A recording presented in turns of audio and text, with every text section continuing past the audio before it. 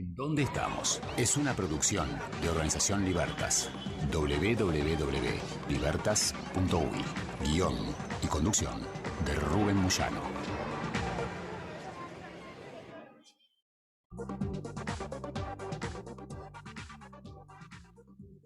Seguimos por CX30 Radio Nacional, 11:30 AM, estamos en Facebook, en donde estamos, también en nuestro canal YouTube, mirando dónde estamos, pero te repito, ahí están todos los programas subidos una vez emitidos al aire y están seccionados, columna por columna.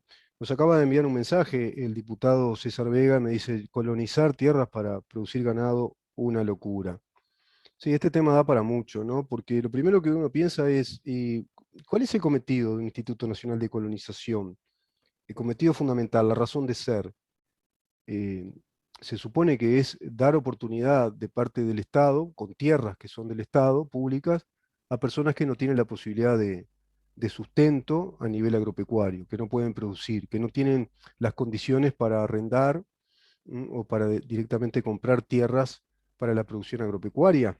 Bueno, el requisito para inscribirse y postularse a estas tierras del Instituto Nacional de Colonización es tener entre 18 y 70 años y contar con conocimientos y aptitudes suficientes para el desarrollo de la actividad agropecuaria.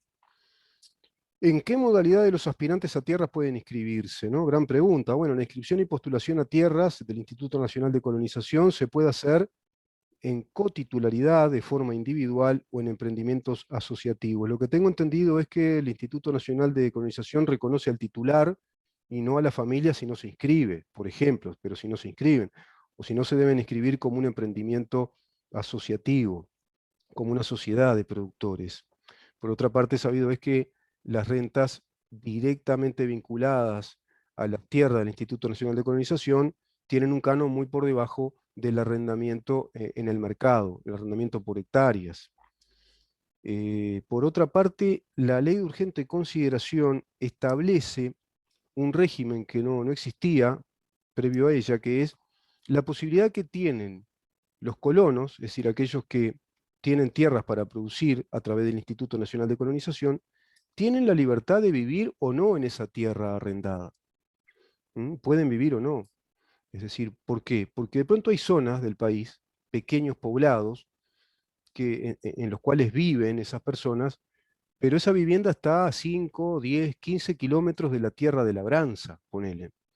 Y esa tierra de labranza no tiene las condiciones adecuadas de saneamiento, habría que hacer obra de saneamiento, habría que edificar una propiedad inmueble adecuada para la vida de una familia. Eso implica inversión, implica gastos. Entonces la ley también, creo yo, con inteligencia prevé que no es necesario, no es obligatorio. Quita el principio de la obligatoriedad e introduce el principio de la libertad, el principio liberal de decir, bueno, optás, estás en un país libre, si querés vivir, te resulta más apropiado, más efectivo vivir dentro de la tierra de producción o de labranza, perfecto. Vivís ahí o de cultivo, como muchos lo hacen, propietarios, es decir, bueno, tienen su propiedad muy bien establecida o decentemente establecida y salen a trabajar en sus propias tierras desde su casa habitación o desde su hogar.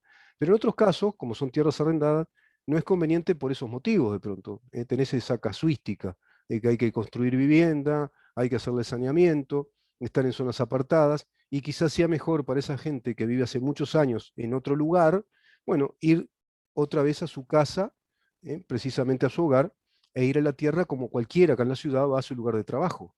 ¿Cuántos en Montevideo se trasladan también 5, 6, 7, 8 kilómetros, 10 a su lugar de trabajo, donde de pronto están 8, 9 horas en ese lugar y luego volvemos a nuestra casa para tener esa vida hogareña que está bien diferenciada de la vida laboral?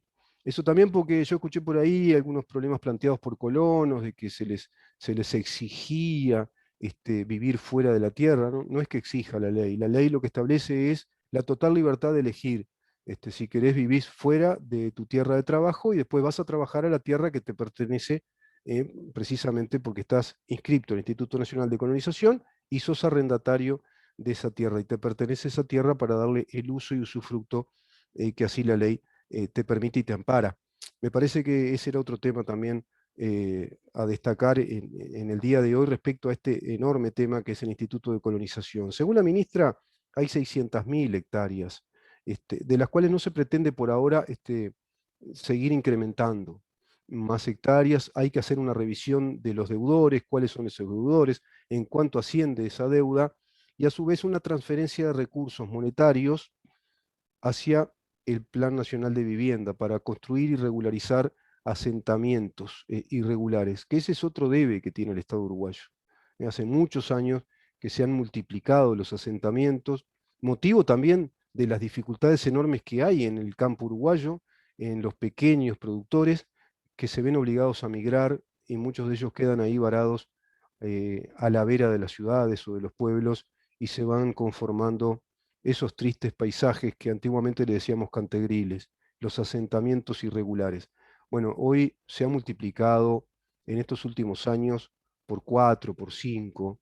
Es un disparate la cantidad de asentamientos que tenemos y la población uruguaya que vive en esa situación irregular de asentamientos, bueno, es muy grande y ese tema hay que darle una solución.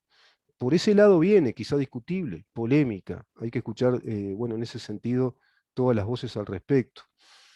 ¿Qué es lo que hay que hacer en materia de vivienda? ¿Cómo realizar ese Plan Nacional de Viviendas? ¿Ese es un mecanismo, es el más adecuado? Bueno, la ministra así lo planteó.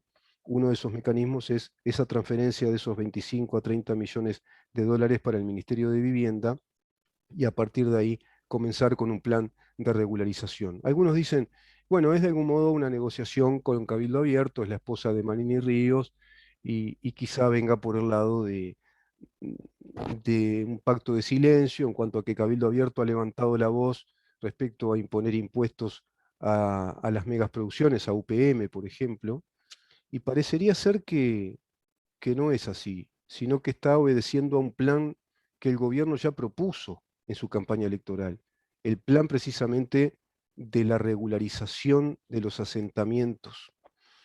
No olvidemos que hay un trabajo minucioso, digno también de ser reporteado, investigado, que lo está haciendo la economista Laura Raffo y que está trabajando en cercanía con la ministra de Vivienda, haciendo un relevamiento de datos de todas las características que tienen los asentamientos irregulares, por ejemplo, en Montevideo. Son un montón. Es realmente importantísima la cantidad de gente, lo cuantioso de compatriotas que viven en esa situación de irregularidad y que se han multiplicado en estos años precedentes al gobierno actual. Y hay que tomar cartas en el asunto, hay que hacer saneamientos, hay que iluminar. Recuerdo al ex ministro del Interior, Jorge Larrañaga, cuando decía de la necesidad de regularizar esos asentamientos, de darles luz, saneamiento, veredas, calles, e introducir el Estado. Hoy ahí estamos con un Estado ausente.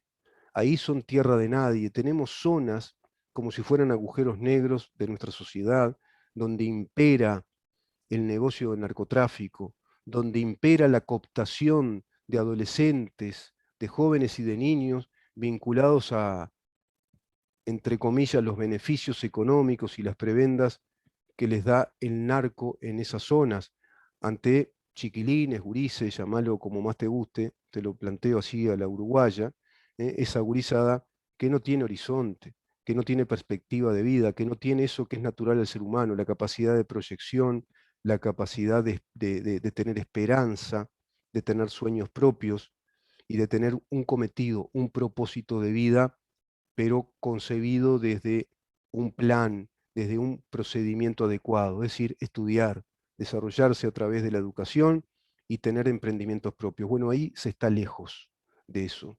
Ahí se vive realmente en un estado de pobreza que es muy complicado para el país y que fracciona, lesiona y a su vez afrenta a la sociedad uruguaya, a todos nosotros en su conjunto. Por eso te decía al comienzo del programa que hoy es difícil hablar de un sentimiento comunitario de país, porque, por ejemplo, la gente que está viviendo ahí, si tú recorres, yo a veces por distintas actividades tengo que recorrer esos lugares, es realmente triste el paisaje, apenas amanecer ahí, estar todos los días conviviendo con esos barriales, con esos descampados, con esos ranchitos mal formados, con esas irregularidades, con los momentos tristes de inundaciones cuando vienen temporales, lluvias, el frío.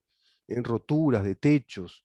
Es realmente triste y además esa gente queda varada en esas zonas, no se integra a otras zonas de la ciudad, a excepción de aquellos que emigran de ahí bajo la actividad consuetudinaria del delito. Son los que después vemos en las crónicas policiales con las rapiñas, sus rapiñas, copamientos, robos a distintos lugares. Por lo general es población que viene de ahí. Y acá no estamos para tener tapabocas. El tapabocas hay que usarlo para cuidarnos a nivel sanitario. Pues ¿se acuerdan cuando se hablaba y se planteaba el manido concepto demagógico y falacioso de no estigmatizar? Y si ya están estigmatizados por pésimas políticas económicas que arrojaron resultados de enorme cantidad de asentamientos o cantegriles, para hablarte bien en criollo. ¿Qué pasó con la política económica que arrojó esas consecuencias? Evidentemente fracasó. No son signos de un desarrollo económico lo que estamos viendo en el paisaje urbano, suburbano y rural del país. Estamos en un país que en los últimos años, de 2015 a la fecha, están migrando 34 personas por día del campo. Se supone, se supone, a las ciudades o a los pueblos. Te digo se supone porque muchos no lo logran. Son migrantes del campo que quedan ahí, como te digo, a la vera del camino y se van construyendo esos ranchitos, ese rancherío que es una verdadera afrenta. Y toda esa población, ese paisaje físico, urbano, también es un paisaje financiero que al Uruguay le está exigiendo convertirse, como así lo convirtió el gobierno anterior, en un Estado asistencialista.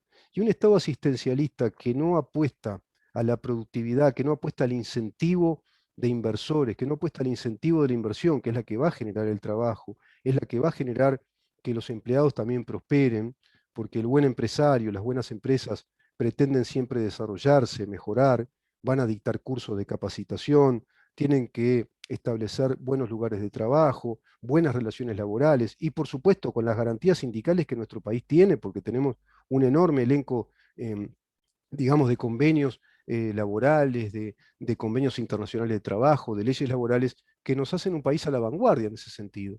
Tenemos un marco jurídico importante para saber usar, por lo tanto, es bienvenida, claro que es bienvenida la actividad sindical que protege al trabajador, pero no la actividad ideologizada que coopta al trabajador a través, por ejemplo, de una cuota compulsiva que se le exige a su vez al empresario que le establezca al salario del trabajador. Sino que eso habría que revisarlo también, ¿no? El sistema sindical del país.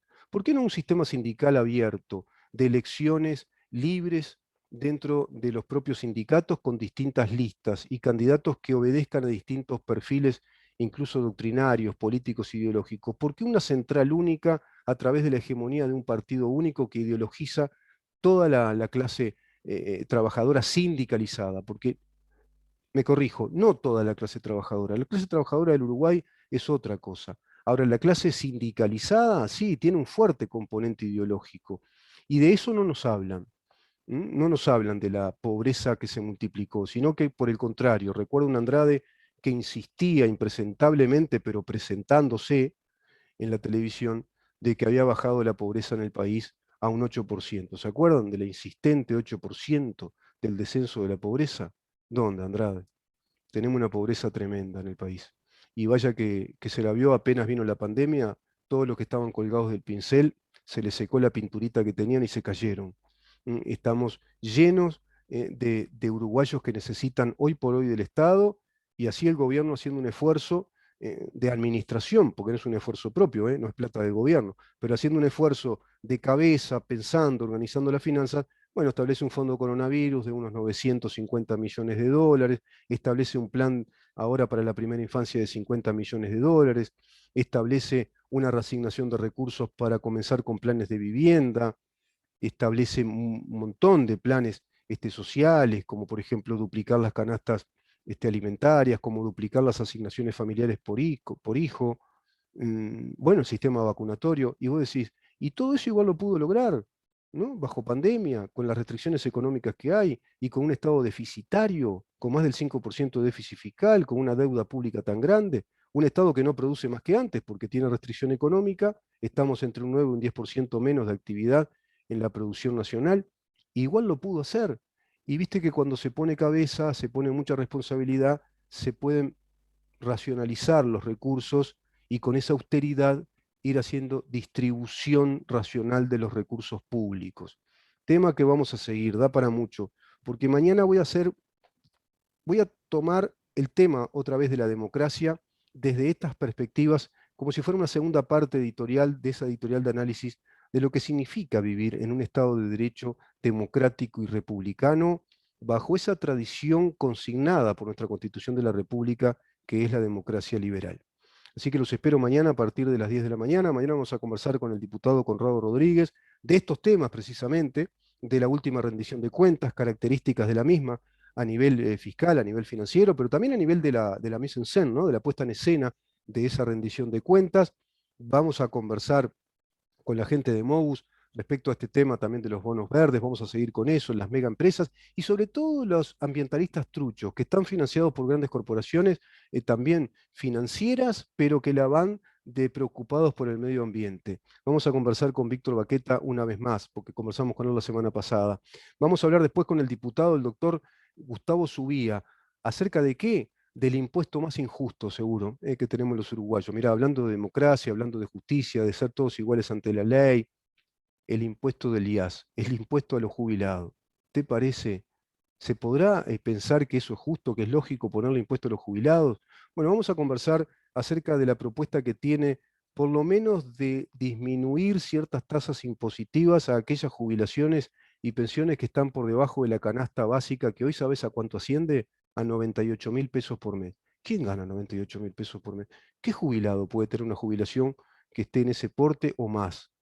Bueno, vamos a hablar de todo eso mañana también con el doctor Gustavo Subía, diputado por el Partido Colorado. Así que no te lo pierdas, porque mañana a partir de las 10 por CX30 Radio Nacional tenemos que saber en dónde estamos.